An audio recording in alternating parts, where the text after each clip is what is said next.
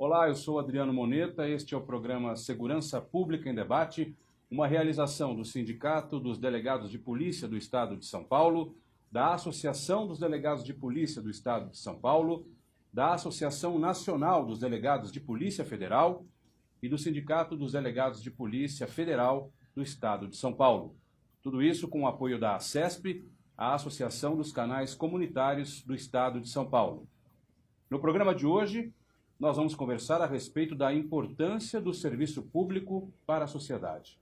E para falar sobre este tema, o nosso convidado é o Dr. Fernando Figueiredo Bartoletti, presidente da APAMAGES, Associação Paulista de Magistrados. Ao lado dele está a nossa anfitriã de hoje, a doutora Raquel Kobashi Galinatti, presidente do Sindipesp, a quem agora eu passo a palavra para dar as boas-vindas ao nosso convidado. Doutora. Doutor Bartoletti, é com imensa honra e satisfação que recebemos aqui neste programa para podermos falar da importância do serviço público para a sociedade e, inclusive, falarmos do grupo coordenado pelo doutor, o FOCAI, que é o Fórum de Carreiras dos Estados, que congloba não só as carreiras que fazem parte do sistema de justiça criminal estadual, também federal e outras carreiras também típicas de Estado. E o porquê tudo isso? Para podermos trabalhar de acordo com a nossa potencialidade. Sabemos que temos profissionais de excelência no serviço público e que muitas vezes, por descaso do governo, não temos estrutura para podermos bem servir a sociedade. Olá, doutora Raquel. Nós que agradecemos em nome da APAMAGES, de podermos estar aqui para justamente conversarmos sobre essa matéria e uma matéria que está aí na mídia, o serviço público e o servidor público. Né? Já falando em excelência do serviço público e a imprescindibilidade do serviço público, eu lembro de numa das palestras que nós fizemos, os encontros, o ex-ministro do Supremo Tribunal Federal, o ministro Aires Brito, usou uma expressão muito importante, falando que o serviço público é o único patrimônio do descamisado.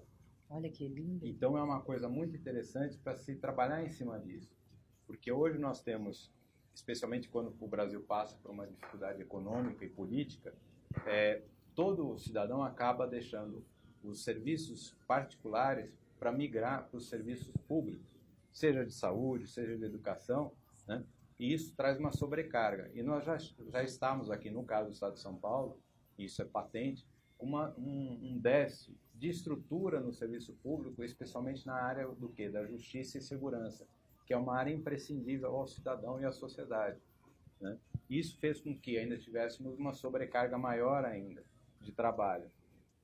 Não basta só querer uma polícia de primeiro mundo, tem que se estruturar. Então, os governos que são transitórios, que passam, que são os gestores da máquina pública, tem que ter essa visão de que tem que dar estrutura, dar os instrumentos e remunerar os servidores públicos de uma forma que estimulem os servidores a prestar um serviço de qualidade, um serviço que é essencial, mas que tem que ter uma qualidade para o cidadão, seja um cidadão humilde ou seja um cidadão de uma melhor posição social. Perfeito.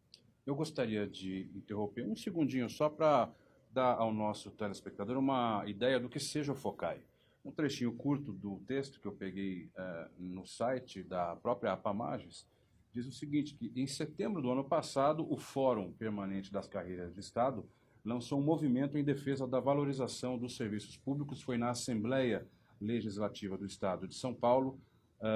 Esse movimento, o FOCAI, é composto, além da APAMAGES e do Sindipesp, por outras 12 entidades, pelo menos, e sindicatos de carreiras públicas do Estado, e possui 3 objetivos. Primeiro, manifestar a importância de um serviço público de excelência para a população.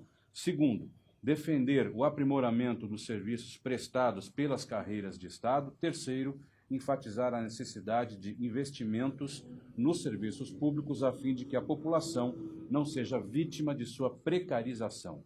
É interessante, aí o senhor fez toda essa introdução já, que de forma prática, né, doutora, a gente vê isso na Polícia Civil. A precarização, né, cruel, entre aspas, eu diria, por parte dos governos que estiveram aí no poder, de um serviço público importantíssimo. E por ser a porta de entrada do sistema de justiça criminal, automaticamente afeta todo o sistema de justiça, sendo a Polícia Civil, a Polícia Judiciária,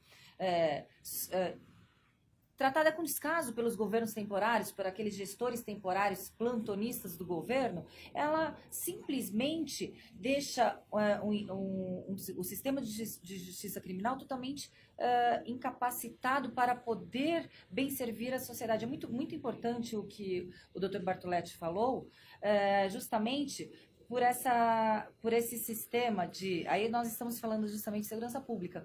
Conseguimos suprir a ineficiência, a incompetência do governo na gestão dos serviços públicos, na educação, na saúde. Mas, porém, na segurança pública é algo que, por mais que a pessoa tenha segurança privada, seus carros blindados, mora em condomínio, a segurança ela vai afetar o cidadão. A segurança pública é um dos direitos mais democráticos que atinge a todos, dos mais pobres aos mais ricos. E isso é uma obrigação do Estado. O Estado tem que proporcionar à população que vive no Estado mais rico da Federação uma segurança, no mínimo, que estejamos em segurança para podermos sair de casa para trabalhar. Isso nós não temos.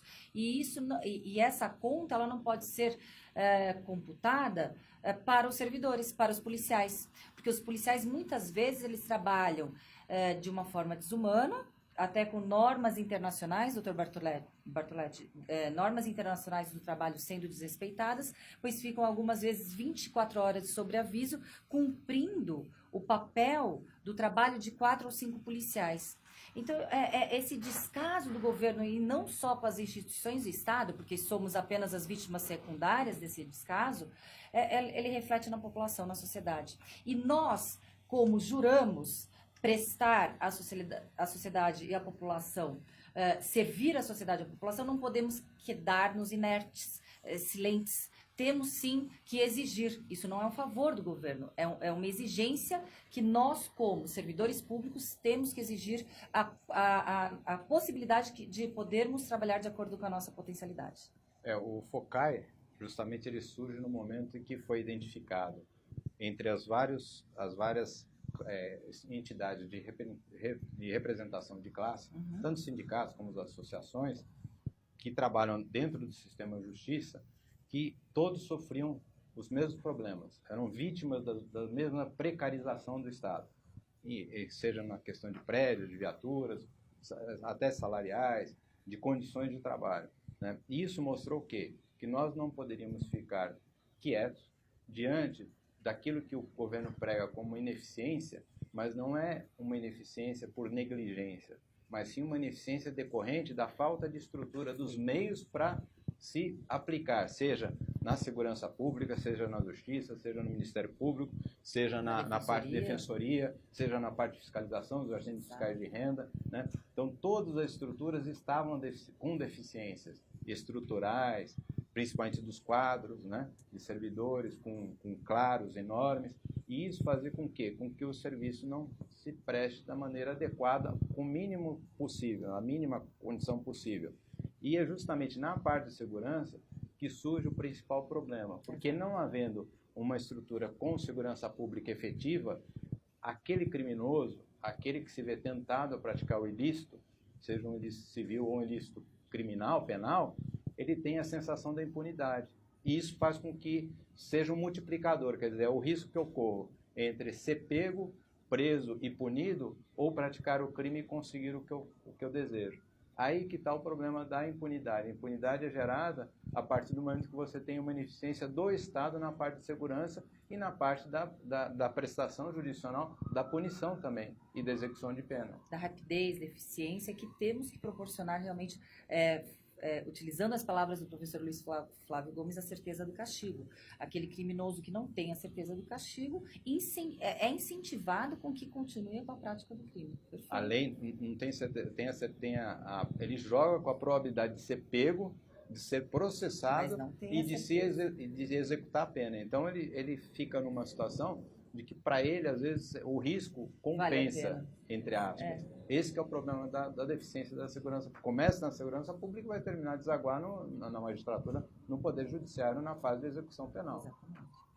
Agora, isso é importante que o telespectador que está nos assistindo saiba, né, o que o senhor falou agora, que muitas vezes o problema não é causado por negligência, mas justamente por uma precarização, e o próprio funcionário público que deseja exercer a sua função da melhor maneira possível é limitado, impedido, e fica nessa situação perante a sociedade como sendo alguém negligente que não quer trabalhar. Se nós formos examinar, todos eles exercem com a máxima dedicação, ultrapassando até os limites normais de um serviço.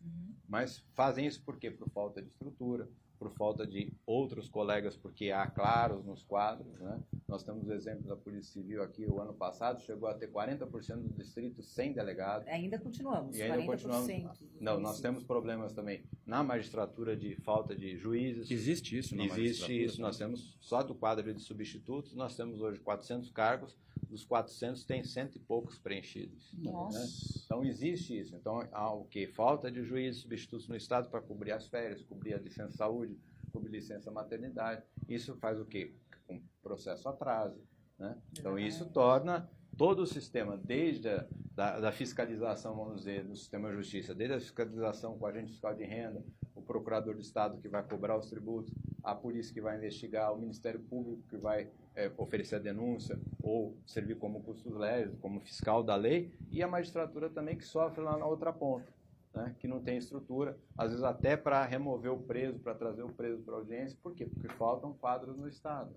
E políticas são colocadas, políticas equivocadas são corrigidas com mais políticas equivocadas e a conta chega para os servidores. Que os servidores, que eles, cada vez com a demanda maior colocada, por exemplo, um exemplo assim bem básico aqui na Polícia Civil do Estado de São Paulo é a criação, obviamente nós incentivamos e nós concordamos com a criação de especializadas, principalmente das delegacias, das DDMs, de delegacias especializadas para a defesa das mulheres. Obviamente, nós concordamos e achamos que hoje estamos num mundo que a especialização, ela sobrepõe-se da generalização, dos generalistas.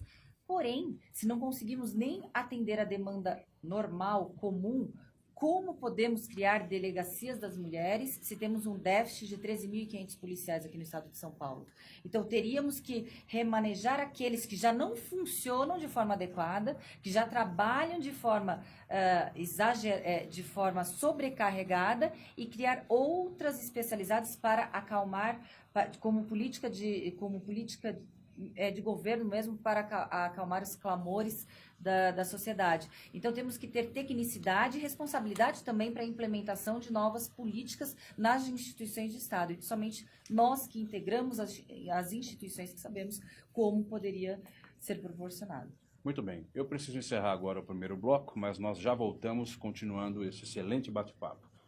Programa Segurança Pública em Debate. Primeiro bloco de hoje fica por aqui, segundo bloco já. Não saia daí.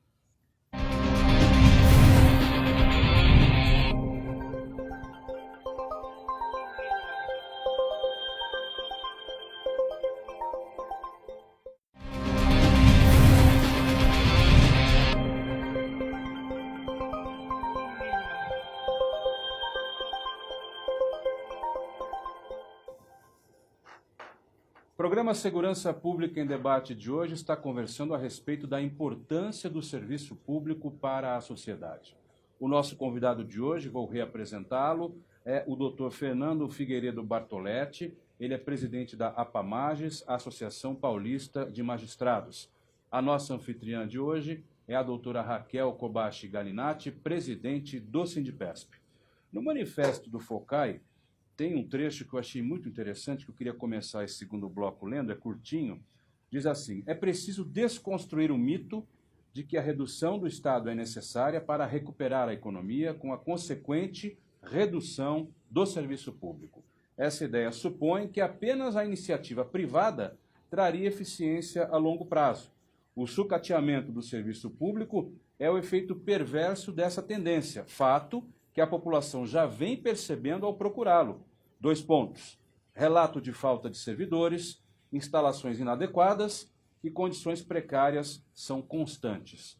Doutor Bartoletti, essa questão da redução do Estado, a gente está vivendo hoje um governo cujo discurso é exatamente esse, de vamos reduzir o Estado ao máximo. As instituições estão atentas a isso? Isso. No caso do FOCAI, sim, elas estão muito atentas. Por quê? Porque o FOCAI, ele congrega carreiras tipicamente de Estado e que elas não podem ser terceirizadas. Não comporta terceirização como comporta a saúde, a educação, né, e outras atividades do Estado. Então, o que chamamos a atenção é que dentro desse escopo de diminuição do Estado, essas carreiras que hoje nós temos e que são carreiras típicas de Estado, elas não podem sofrer esse enxugamento. Não pode vir. Por quê? Porque hoje nós já estamos deficitários. Se isso vier a ocorrer, daí que a corrupção, a sonegação vai encontrar espaço para terreno fértil. Criminalidade, um terreno fértil para isso. Né? Nós temos sim que examinar o Estado, o que é o Estado, quais são as funções essenciais do Estado. Em cima disso, o que não é função essencial do Estado, sim, daí isso nós temos que tirar, né? E passar à iniciativa privada, seja por meio de PPP, de concessões, de outros meios jurídicos, instrumentos jurídicos de contratação que nós temos. Mas dentro da segurança pública, dentro da justiça e dentro da fiscalização, não há espaço para isso. E essa área, ela é o espelho do governo, é a segurança do governo, e isso tem que ser trabalhado. Por quê? Porque o cidadão tendo um governo que trabalha pela sociedade, pela segurança pública, pela saúde pública, pelo ensino público, ele tem um governo que está voltado ao cidadão e às necessidades da sociedade. Então, essa área das carreiras tipicamente de Estado, elas não podem ser mais enxugadas, porque elas já estão deficitárias, estão desestruturadas e sofrem desses males, né? Então isso tem que ser visto pelo governador, seja estadual, seja federal, seja municipal. Para quê? Para que seja reforçado, os quadros sejam reforçados, seja investido na estrutura física, na estrutura móvel também de viaturas, de equipamentos e tudo, mas que se valorize, porque isso é uma valorização direta ao servidor público, que só tende a quê? A refletir no serviço público prestado. Nesse mesmo sentido, o governo anunciou agora esses dias uma nova proposta de emenda, de reforma da Previdência, uma nova proposta, inclusive colocando o servidor público numa situação realmente bem complicada, bem difícil. Isso sem falar, nós policiais, o governo federal que anunciou na sua campanha, na sua bandeira de campanha, a valorização do policial, parece que na reforma ele esqueceu totalmente do que ele anunciou nas campanhas na campanha pré-eleitoral. Mas enfim, tem algo assim que nos preocupa de forma muito veemente, que no caso são as alíquotas que podemos caracterizar, doutor, até verdadeiro confisco, essas alíquotas, quando temos o imposto tributado 27,5% e as alíquotas que quase batem 20%, podemos até falar um confisco daquele trabalhador, daquele servidor público.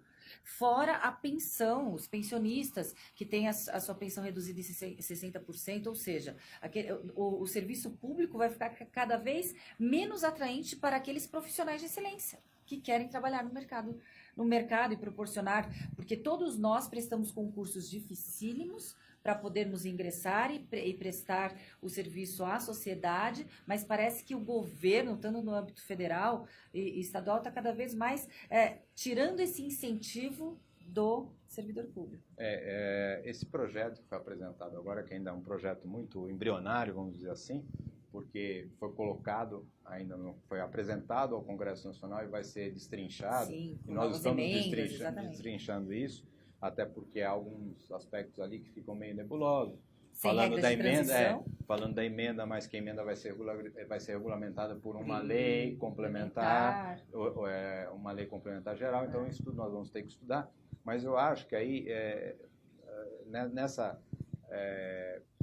nessa correria de tentar resolver o problema do déficit público, e um dos fatores do déficit é a Previdência, mas ninguém fala que aí estão sendo misturadas a previdência privada com a previdência do servidor público. As dívidas dos bancos. Ninguém também fala que essa dívida não vem do sistema previdenciário, mas vem do quê? Do sistema político que aplicou durante anos seguidos uma desoneração de alguns setores da atividade privada, que passaram a não recolher previdência. Perfeito. E que também fizeram um instrumento que é muito aplicado, até no governo passado, que foi a questão até que gerou um dos motivos do impeachment, que foi a desvinculação de receitas da União, que é aplicado também na receita da Previdência, então desviando uma parte do dinheiro arrecadado para ser aplicado em outras áreas do governo. É um instrumento legal, previsto em Constituição e tudo, mas não se discute quando você tem um sistema previdenciário com o problema de tirar dinheiro da arrecadação. Exatamente. Então, o problema não é de arrecadação da contribuição do servidor ou da contribuição da iniciativa Até privada. porque está superavitária. Se for fazer a conta, sim. Somente a porque 2/3 do déficit, que são 120 bilhões, vem da 1/3 da desoneração, 1/3 da desvinculação. Então, talvez refazendo esse cálculo, nós vamos chegar com certeza a outros números. O que acontece? Do jeito que foi colocado, é um desestímulo. Porque se o Estado tem que manter um serviço de qualidade, de excelência para a população, com o mínimo de prestação de serviço, ele não pode desprezar aquele candidato ao serviço público que tem um melhor nível técnico para prestar o concurso. A partir do momento que você desestimula na questão remuneratória, na questão estrutural, Direitos mesmo. Direitos e até de perspectiva na carreira. Exatamente. Você faz com que aqueles melhores alunos, vou falar na Faculdade de Direito, por exemplo, que saem da Faculdade de Direito e que poderiam prestar um concurso para delegado, um concurso para magistrado, um concurso para promotor, para defensor, eles vão para outra área. Por quê? Porque eles não vão ter uma segurança jurídica de que ao final da carreira terão seus direitos assegurados. Então, isso que nós precisamos verificar nessa proposta de emenda que está sendo, e retirar com urgência esses desvios, né, das normas, dessa proposta de norma, para que isso não faça com que a qualidade do serviço público caia ainda mais. Não por culpa de quem presta, mas sim do desestímulo gerado e da insegurança jurídica gerada por uma emenda que sequer conta com uma norma de transição, como nós contamos em 98 com a emenda 20, em 2003 com a reforma da emenda 41, em 2005 com a emenda 47. Essa emenda, por exemplo, não tem uma norma de transição eficaz, né, que prestigie quem já está no sistema. Por que o senhor acha que existe uma visão, né, de parte da sociedade que enxerga com, entre aspas, maus olhos o funcionalismo público e atribui a ele todos os problemas, principalmente crise econômica, etc. Por que o senhor acha que tem essa questão aí vigente? Eu acho que... Ou o senhor pode discordar também? Eu acho que tem a visão, ela é fruto de dois problemas. Primeiro, do problema estrutural, que o serviço não é prestado de qualidade. E aí a gente volta à questão da precarização. Da precarização. Então, ela tem um reflexo já direto do que ela vai procurar um posto de saúde, tem fila, vai procurar um hospital, tem fila, vai procurar delegacia, tem fila. Por quê? Porque não existe uma estrutura que comporte a necessidade. Isso é o efeito direto. O efeito indireto, aí tem, me perdoem a expressão, mas tem também a parte da parte da imprensa que começa a divulgar certas campanhas como se aquilo fosse culpa do servidor público. Né? Então faz a campanha de privilégios do serviço público ou do servidor público na aposentadoria. Privilégios como se estão na lei. Se quando eu entrei na carreira eu tinha um prazo para me aposentar, eu fiz um contrato com o Estado. Exato. De que dali a 30 anos eu teria uma aposentadoria integral e paritária. E agora, de repente, no meio da minha carreira, mudam as regras. Daí passa-se, isso em 98. 5 anos depois, uma nova reforma mudando de novo, né? Passando de 30 para 35 anos, falando que eu perdi algumas coisas, que eu tenho que preencher mais alguns requisitos para chegar. Então, isso desestimula. Então, essa campanha que é feita dos privilégios, porque tem período de férias, porque tem alguns auxílios, né? Isso ninguém vê, mas então é rotulado como privilégio. Então, isso funciona para aquele leigo que não conhece a fundo o sistema jurídico do serviço público e do estatuto do servidor público, seja ele federal, estadual, municipal, como privilégio, quando na verdade não são. Então, cria um mito. Né? O governo está com déficit por causa do serviço público ou do servidor público. Mas não é isso. Vamos analisar com frieza qual o déficit e de onde vem o déficit. E também uma confusão de conceitos para a própria população também, que se confunde entre aqueles que são comissionados, aqueles que têm cargo em confiança do próprio governo, aqueles nomeados, e aqueles que são servidores típicos das carreiras de Estado. Então, há uma confusão ali para a população em geral, então todos nós somos colocados no mesmo balaio, como se fôssemos todos...